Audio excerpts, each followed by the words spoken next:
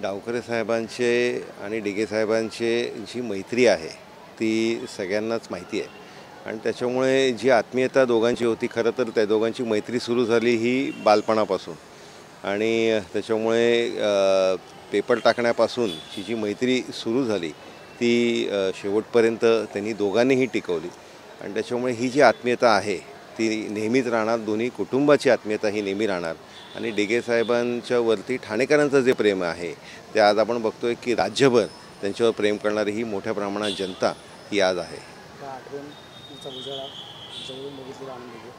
डिगे साहेबांच्या बऱ्याच आठवणी आहेत. त्याच्यामध्ये एक महत्त्वाचं नेहमीच जे त्यांचा स्वभाव राहिला की लोकांच्या अडीअडचणीला धावून जाणे आणि त्याच्यामध्ये त्यांच्यासाठी उभं राहणे हा त्यांचा जो स्वभाव गुण आहे तो नेहमीच आत्मसात केला आहे. ओएसिस फर्टिलिटीच्या तज्ञांनी IVF उपचार पद्धतीद्वारे 1 लाखांहून अधिक जोडप्यांना मातृत्व प्राप्तीचा आनंद दिला आहे. मोफत अपॉइंटमेंट बुक करण्यासाठी आजच संपर्क साधा.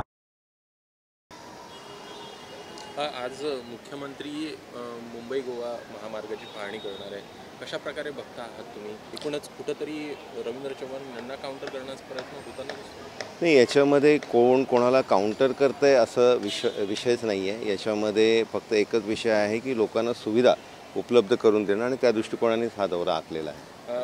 रामदास कदम असतील, त्यांनी देखील रवींद्र चव्हाण यांच्यावरती आरोप केले होते, त्यामुळे त्यांची देखील खडाजंगी झाली होती.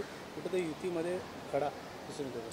नाही, मुळात हा रस्ता आपल्याला माहिती असेल तर हा नॅशनल हायवेच्या अंतर्गत येतो आणि आपण जर पूर्ण स्ट्रेच या रस्त्याचा बघितलं तर याच्यामधलं जवळपास 60-70% हे काम झालेलं आहे. 30% काम होत आलं आहे. त्या 30%चा जो पॅच आहे तो थोडासा अडचणीचा असल्याकारणाने आणि त्याचबरोबर रोडचे जे फर्निचर म्हणजे त्याच्यामध्ये पार्टिशन असेल, लाईटिंग असेल, या सगळ्या गोष्टी लागणं हे लवकरात लवकर अपेक्षित आहे. कारण या सगळ्या गोष्टी सुरक्षेच्या आहेत त्या दृष्टिकोनाने. फक्त आपण अर्धवट माहिती घेऊन काहीही वक्तव्य करण्यापेक्षा पूर्ण माहिती घेतलेलं हे निश्चितपणे सर्वच नेत्यांना योग्य राहील.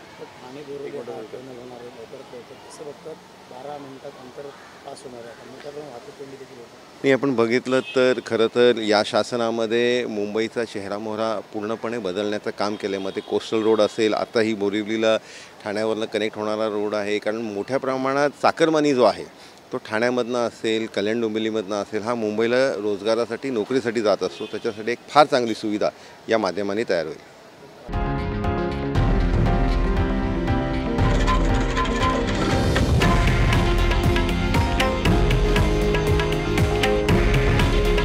हे आहे देशातील नंबर 1 न्यूज नेटवर्क आणि आपण पाहत आहात TV9 मराठी.